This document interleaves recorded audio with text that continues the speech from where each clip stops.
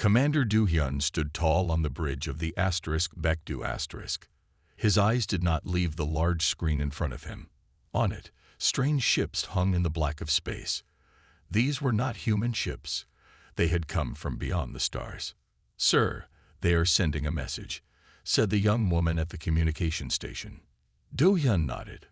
"Put it on screen." The image changed. Now Du-hyun saw the aliens for the first time. They looked like large insects.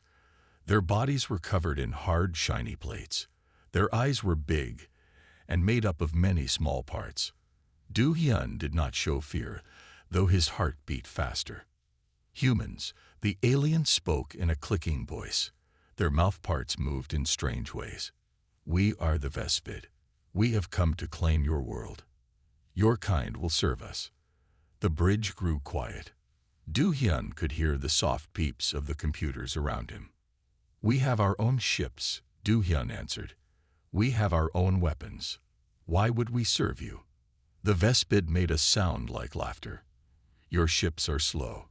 Your weapons are weak. We have conquered 17 worlds before yours. All fell before us." Du-hyun thought of his grandfather. The old man had told him stories of the tigers that once lived in Korea's mountains. Humans had lived alongside these great killers for thousands of years. They had learned to respect them, to watch them, to understand them. "You have conquered worlds with your machines," Du-hyun said. "But on Earth, machines are not our only strength." The alien's head tilted. "Explain." "We come from a world of killers," Du-hyun said. His voice was calm. "Long before we built cities, we learned to live with the most dangerous beasts. Some we learned to work with." Primitive thinking. The Vespid clicked.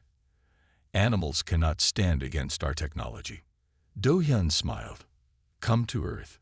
See for yourself." The screen went dark. The aliens had cut the connection. "Sir," said his second-in-command, a man named Q. "The Vespid ships are moving toward Earth." Du-hyun turned to the communication officer. "Send a message to General Sunmai. Tell her to activate the Beast program. All units." "Yes, sir." Du-hyun walked to the window. From here, he could see the curve of Earth. Blue oceans, white clouds, green and brown land. His home. "Do you think we can win?" Q asked quietly, standing beside him. "The Vespid think they are the hunters," Du-hyun said. "They do not understand that Earth has made us into something unique." "The Beast program has never been tested in real combat," Q said. Du-hyun nodded. "True, but when the first humans walked out of Africa, they faced lions and wolves and bears. We did not have the strongest teeth or the sharpest claws. We were not the fastest or the biggest. How did we survive?" Q asked, though he knew the answer. "We watched the killers. We learned from them. And then we formed a bond with some of them." Du-hyun turned from the window. "The Vespid have conquered worlds with their technology, but they have never faced humans who hunt alongside Earth's predators." A light flashed on the command console. "Sir," called the communication officer, "General Sunmai reports the Beast program is active. All units report ready status." Du-hyun returned to his chair. "Prepare the fleet. We will meet the Vespid in Earth orbit." "And if we fail?" Q asked. Du-hyun's eyes were hard now. "Then the beasts of Earth will show the Vespid why humans are not afraid of killers. We have lived with them since the beginning of our time." Outside, the alien ships grew larger as they approached. The battle for Earth was about to begin. 5 years before the Vespid came, Dr. Jae-won sat in her lab. Papers covered her desk. On her computer screen, strange patterns moved in waves of color. "It's there," she said to herself. "I can see it." Jae-won had spent 3 years studying the brains of Earth's hunters. Wolves, tigers, eagles, bears, all showed the same strange pattern in their minds. The door to her lab opened. Dr. Taho walked in with 2 cups of coffee. He placed one next to Jae-won. Still looking at animal brains, he asked with a small smile. Jae-won did not look up. These are not just animal brains. These are the minds of Earth's perfect killers. Taiho leaned against the desk. And what have you found in these killer minds? Now Jaiwan looked up. Her eyes were bright with excitement. A pattern. A way of thinking that all predators share. It lets them sense fear. It helps them know when another animal will attack. It guides them when they hunt. Taiho took a sip of coffee. That sounds like animal instinct. We have known about that for years. Jaiwan shook her head. No, this is more. Much more. And I think, she paused, I think humans might be able to connect with it. Taiho laughed. Now you sound crazy. Jaiwan stood up. Come with me. She led him to another room. Inside, 5 dogs sat in large cages. They were Jindo dogs, a strong Korean breed used for hunting. Watch, Jaiwan said. She put on a strange helmet with wires coming out of it. The wires connected to a machine, which connected to the cages. When she turned on the machine, the dogs all stood up at the same time. They looked at her, waiting. Jaiwan did not speak. She did not move her hands.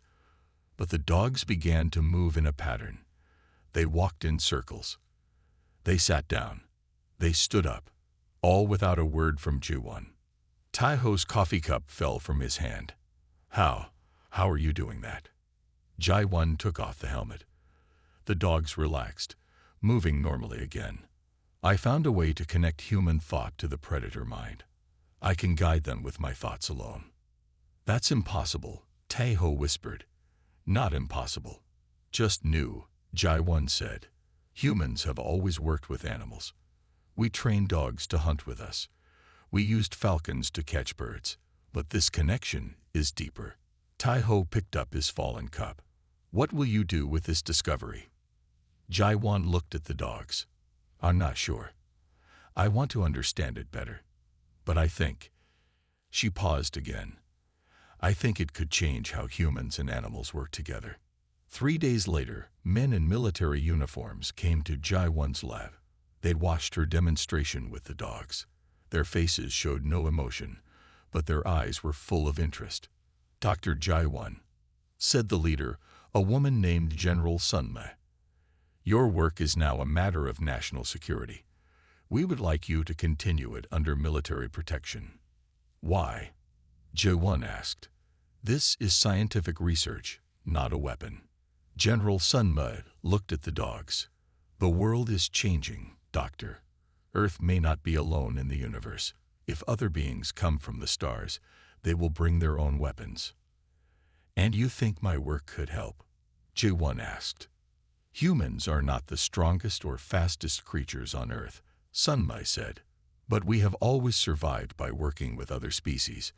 Your discovery might give us an edge if we ever face something, not from Earth. Jaiwan looked at Taiho.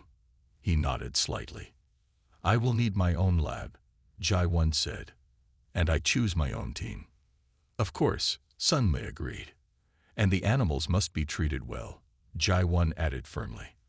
We are not monsters, Doctor, Sunma said. We just want to be prepared. As they left the lab, Taiho turned to Jaiwan. Do you really think aliens might come to Earth? Jaiwan looked up at the sky through the window. I don't know. But if they do, they might be surprised by what they find here. The Beast program had begun. The old mountain base had once been a place for storing weapons. Now it was home to the Beast program. High walls surrounded it. Guards walked the fence day and night. Inside, Captain Sunma walked down a long hall. Her boots made sharp sounds on the floor. She had been put in charge of the program 2 years ago. In that time, much had changed. She stopped at a large window. Through it, she could see a training room. Inside, a young soldier named Junwoo stood very still. Next to him was a tiger. The tiger was huge, with orange and black stripes. It did not wear a chain or rope. Nothing held it back. That is Junwoo's 3rd day with Hana, said Dr. Jaiwan, who now stood beside Sunma. Hana? Sunma asked. The tiger, Jaiwan explained. Junwoo named her. Sun Mai watched as Junwoo put on a neural helmet. It was much smaller now than the first one Jaiwan had made. This one looked almost like a thin band around his head. When the helmet turned on, the tiger looked up at Junwoo. Man and beast stared at each other. Then, without a word, they began to move together. The tiger walked in a circle around Junwoo. It jumped over small walls. It pushed large balls with its head. "He is doing very well," Jaiwan said. "The neural link is strong." "How many animals do we have now?" Sun Mai asked. 200 tigers, 300 wolves, 500 dogs, some bears and lions too, Jaiwan said. "All can link with human minds." Sun Li nodded. "Good, but we need more." Jaiwan frowned. "These are not simple machines, Sun Mai. They are living beings. The neural link must grow slowly. If we rush it, the animals could be hurt." "We may not have time to go slow," Sun Mai said. "The space program has found something at the edge of our solar system. Strange signals. They do not think it is natural." Jaiwan's eyes grew wide. "Aliens? Real aliens?" "We don't know yet," Sun Mai said. "But we must be ready." Inside the training room, Junwoo was now sitting on the floor. The tiger, Hana, lay next to him. Her head rested on his leg. Junwoo was talking to her, though they could not hear what he said. "He was afraid of her at first," Jaiwan said. "Most of the soldiers are. But the fear goes away when the neural link forms. They begin to understand each other." "Can they feel what the animals feel?" Sun Mai asked. Jaiwan nodded. "Some of it.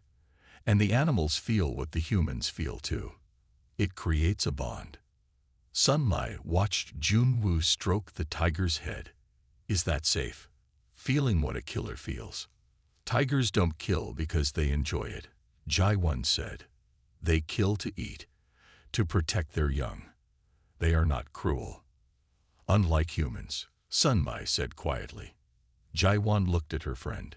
"The neural link works both ways, Sun Mai. The animals learn from us, but we also learn from them. They teach us to be cleaner in our thoughts, more direct." Sun Mi turned away from the window. "I hope you are right, because if those signals are what we fear they are, we will need both human minds and beast strength." As they walked away, Junwoo remained with Hana. Through the neural link, he could sense her thoughts. They were not like human thoughts. There were no words, just feelings, needs, instincts. But there was also something like trust growing between them. Hana did not see Junwoo as prey or as a threat. She saw him as part of her pack now. "We will hunt together," Junwoo whispered to her. "If the time comes." Hana's tail moved slowly back and forth. In her simple way, she understood. The small ship fell from the sky like a shooting star. It crashed in a forest far from any city. Smoke rose from the broken trees. 3 hours later, Junwoo crouched behind a large rock. 5 other soldiers were with him. They all wore the neural helmets, and they all had their beasts with them. Junwoo looked at Hana. The tiger's eyes were fixed on the crashed ship. Her body was low to the ground, ready to move, ready to attack.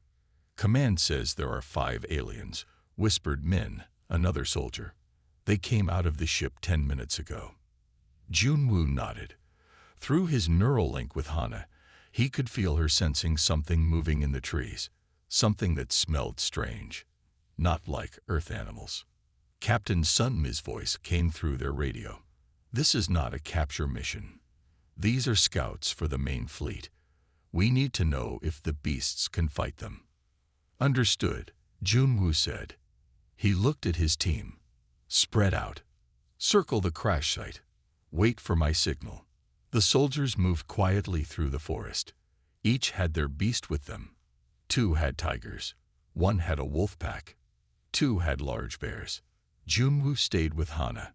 Through the neural link, he sent her a simple thought. Find them asterisk. Hana began to move. Her big paws made no sound on the forest floor. Junwoo followed, his gun ready. They found the first alien near a stream. It looked much like the images they had been shown. A body like a large insect, hard, shiny plates covering it, multiple eyes that seemed to see in all directions. The alien held a strange gun. It moved in a way that seemed both careful and confident.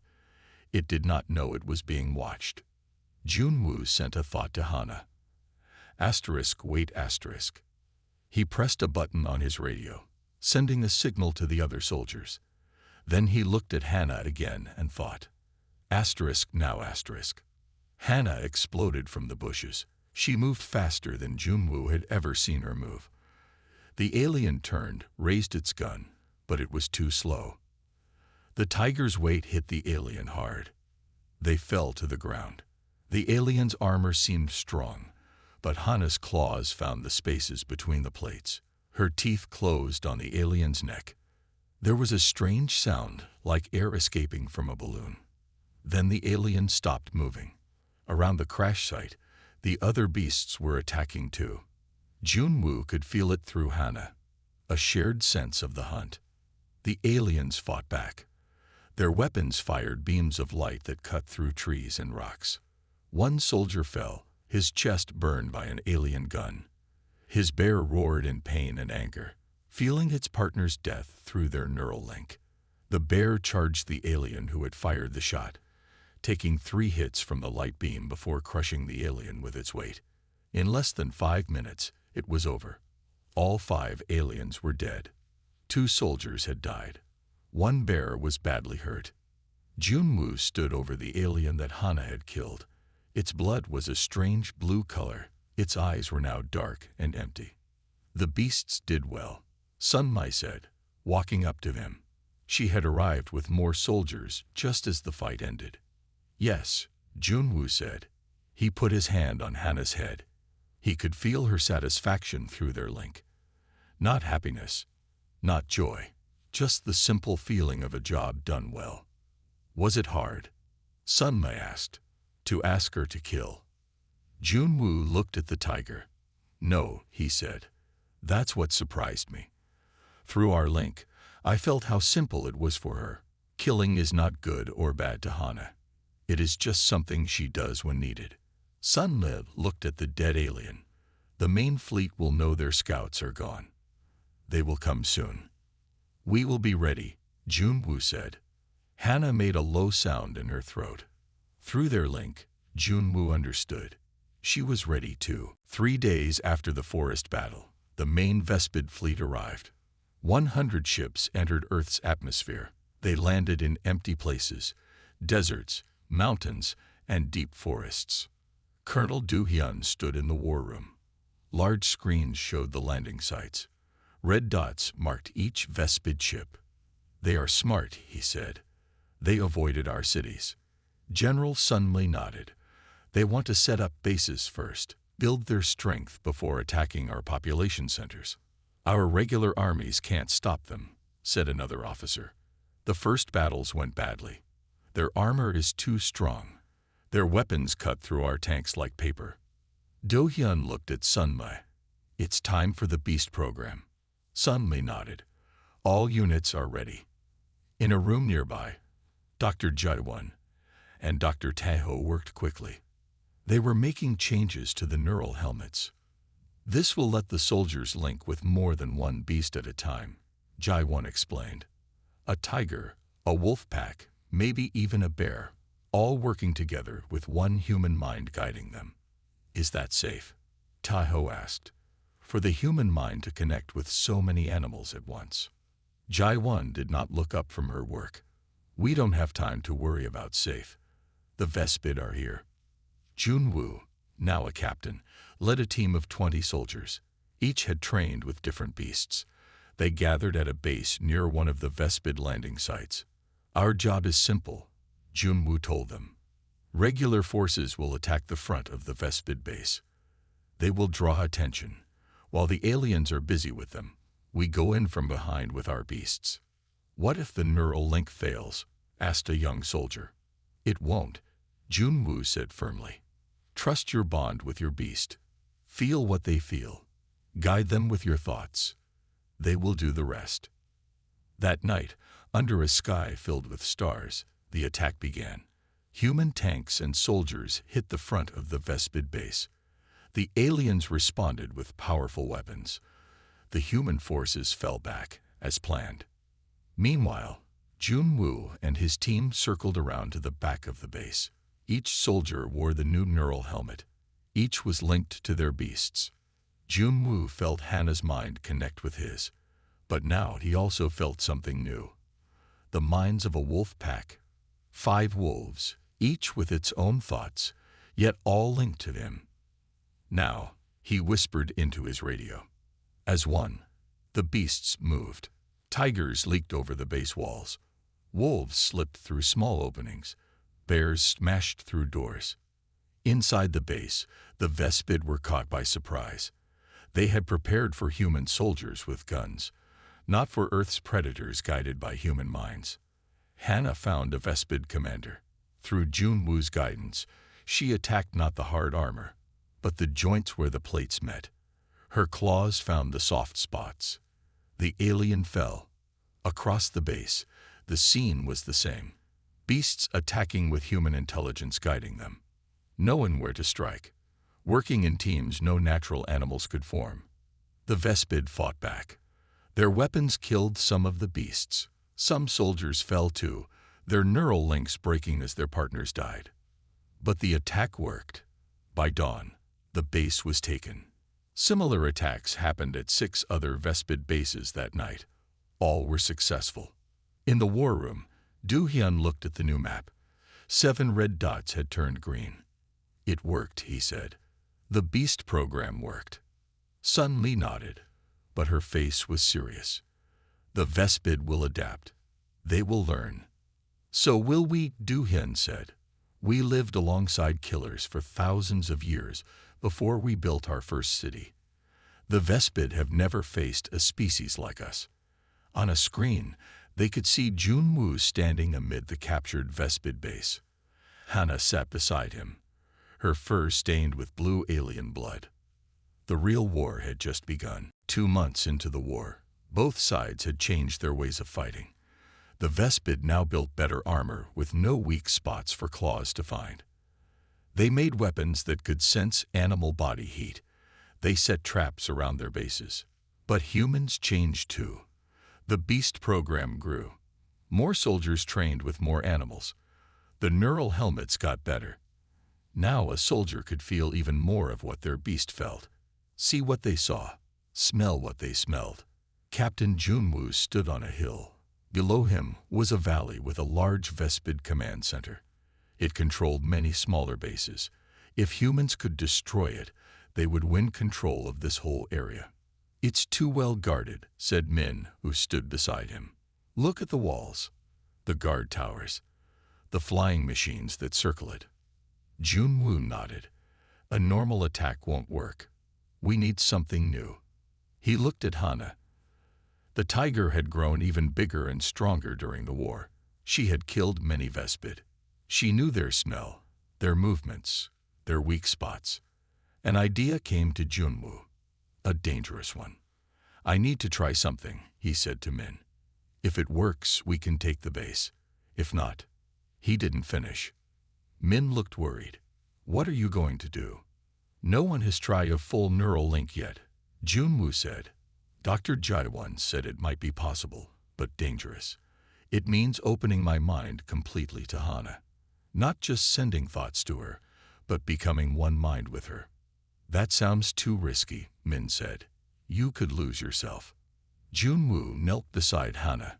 Or I could gain something. A new way of seeing. A new way of hunting. That night, Junwoo sat alone in his tent with Hana. He adjusted his neural helmet. Usually, it had safety limits. It kept parts of his mind separate from the beast. Now he turned those limits off. Let's hunt together, Hana, he whispered. Really together. The link opened fully. At first, there was pain.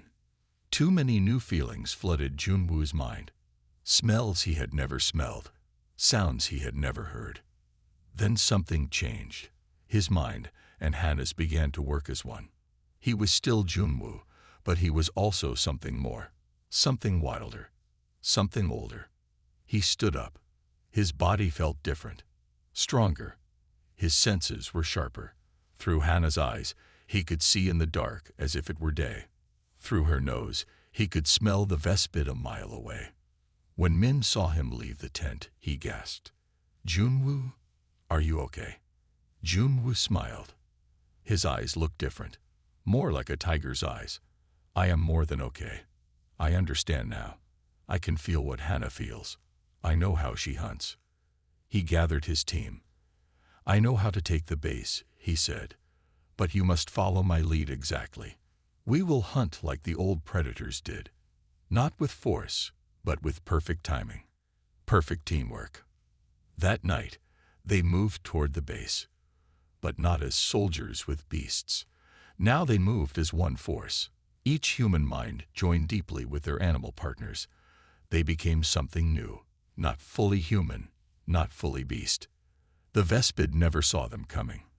The humans and beasts moved between sensor gaps, timing their movements to match guard patrols. They used the wind to hide their scent. They used the shadows to hide their forms. When they struck, it was from all sides at once. Perfect timing. Perfect teamwork. Inside the base, Junwoo fought beside Hannah. Sometimes she led, sometimes he did. Their minds worked as one. The Vespid commander fell before them, not understanding how its perfect defenses had failed. By morning, the command center was taken. But the victory had a price. 3 soldiers could not break their deep neural links. Their minds stayed part animal. And Junwoo felt changed too. When he looked in a mirror, his eyes still had something of Hannah in them. Was it worth it? Min asked him. Junwoo watched Hannah resting nearby. "Yes," he said. "I understand her now. I understand all our beasts. They don't kill out of anger or hate. They kill because that is what they do when asked. They kill because we ask them to." But a question haunted him. What would happen when humans no longer needed to ask? 6 months into the war, the tide had turned. Human forces with their beast partners had pushed the Vespid back. Many alien bases had fallen. But the Vespid were not done yet. Admiral Do-hyun stood on the bridge of his ship. The screen showed the Vespid mothership entering Earth orbit. It was huge, bigger than any human ship. "They are calling all their forces back to defend it," said Q, who now served as Do-hyun's second in command. Do-hyun nodded. "They plan a final attack. One big push to break us." On Earth, in the main Beast program base, Dr. Jae-won worked without sleep. Dark circles marked her eyes. Dr. Taho brought her a cup of coffee. "You need rest," he said. Jae-won shook her head. "Not yet. I'm close to something." On her screen were brain scans. Some were human, some were animal, and some showed the merged neural patterns that Junwoo and other soldiers had created with their beasts. "What are you looking for?" Taho asked. "A way to link more minds," Jae-won said. "Not just one human with a few beasts, but many humans with many beasts, all at once." Taho's eyes went wide. "A pack mind? Is that even possible?" "In theory, yes," Jae-won said. "But it would put huge strain on the human brains involved. They might not come back whole." The door opened. General Sunma walked in. Her uniform was dirty. She had just returned from the front lines. "The Vespid are planning something big," she said. "All our bases report their forces pulling back. They're gathering for one massive attack." Jae-won looked at her friend. "I may have a way to stop them, but it's dangerous." She explained her idea for a pack consciousness, a temporary linking of many human and beast minds into one fighting force. All would share thoughts, senses, and reactions. They would fight as one perfect unit. How many could be linked? Sunma asked. "All of them," Jae-won said. "Every soldier with a neural helmet. Every beast in the program." "And the cost?" Sunma asked quietly. Jae-won looked down. "Brain damage. Maybe permanent. The human mind isn't made to connect with so many others at once. Sun Mai was silent for a long time. Then she said, "We must try. If the Vespid win, there won't be any human minds left to save." 2 days later, Captain Junwoo stood before a group of soldiers. All were veterans of the Beast program. All had fought beside their animal partners. "This will be different from any neural link you've experienced," he told them. "We will all be connected, not just to our own beasts, but to each other, to every beast in the program." "Will it hurt?" asked a young soldier. Junwoo did not lie. "Yes, but it may save Earth." In space, Admiral Du Hyun prepared his fleet. They would attack the Vespid mothership from all sides. But they needed the Beast program to disable the ship's main weapons first. "This is our final stand," he told his crew. "If we fail, Earth falls." In her lab, Jae-won made the last adjustments to the pack consciousness system. Her hands shook. She knew what she was asking of the soldiers. Of Junwoo. "Are you sure this is right?" Taeho asked her, asking them to risk their minds this way. Jae-won looked at the screen. It showed the Vespid mothership. It was moving into position to attack Earth's major cities. "Our ancestors asked beasts to hunt with them," she said, "to protect them, to die for them sometimes. Now we must risk ourselves too." She pressed the button that would start the link. Across the world, soldiers put on their neural helmets. Beside them, their beast partners waited. All were ready to join into one mind. The final battle for Earth was about to begin. When the pack consciousness began, Junwoo felt pain like never before. His mind stretched beyond its limits. Suddenly, he could feel thousands of other minds. Human soldiers, tigers, wolves, bears, all becoming one giant mind. It was too much at first. His body fell to the ground. Hannah roared beside him, also feeling the strain of so many connections. Then something strange happened. The pain faded. In its place came a new feeling. A sense of being part of something bigger, something powerful. Move as one thought Junwoo. And across the world, humans and beasts heard him. Not as words, but as a feeling. A shared purpose. The attack began. In space, Admiral Du Hyun's ships moved in perfect patterns. The crews felt the pack consciousness too. Their minds worked faster now, guided by the combined thinking of thousands. "They're moving like nothing I've ever seen," Q said in wonder. The human ships seemed to predict the Vespid attacks before they happened. They turned and fired as one perfect unit. On Earth, the beast teams struck at the remaining Vespid bases. Tigers leaped over walls that should have been too high. Wolves found hidden entrances that no one had spotted before. Bears broke through defenses that had stopped tanks. Through the pack consciousness, each beast knew exactly where to strike. Each human knew exactly how to guide them. Inside the Vespid mothership, the alien commander watched in confusion. "How are they doing this?" it asked its officers. "Their attacks are too perfect, too coordinated." The alien did not understand that it was no longer fighting separate humans and animals. It was fighting one mind with thousands of bodies. In her lab, Jae-won watched the battle through computer screens. Blood ran from her nose. The strain of maintaining the pack consciousness was hurting her too, but she did not stop. "It's working," Taeho said. "The Vespid are falling back everywhere." The mothership tried to fire its main weapon at Earth, but Beast program teams had already slipped aboard. They destroyed the firing controls. They cleared paths for human soldiers to follow. Admiral Du Hyun's fleet surrounded the crippled mothership. "Surrender," he called to the Vespid commander. "You have lost." For a long moment, there was silence. Then the Vespid commander appeared on the screen. "What are you?" it asked.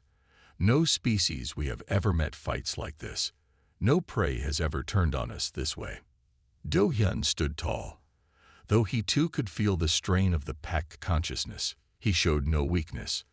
"We are not prey," he said. "We evolved on a world of killers. But we did not just run or hide. We learned to work with the predators, to understand them, to form bonds with them. Your beasts are so savage, the Vespid said. Our beasts didn't kill because they had to, Du-hyun replied. They killed because we asked, and they will stop because we ask that too. That is our strength. We understand the predator mind because it is part of us. The Vespid commander lowered its head. We surrender. Across the world, the pack consciousness began to fade. Jae-won turned off the system before it could do more damage. Soldiers collapsed, their minds returning to their own bodies. Many would never be the same. Some lost memories. Some could no longer speak. Some, like Junwoo, would always feel partly connected to their beasts. But Earth was saved. 1 month later, Junwoo sat beside Hana in a garden. His eyes now looked more tiger than human, but he could still smile. Dr. Jae-won sat across from him. How do you feel?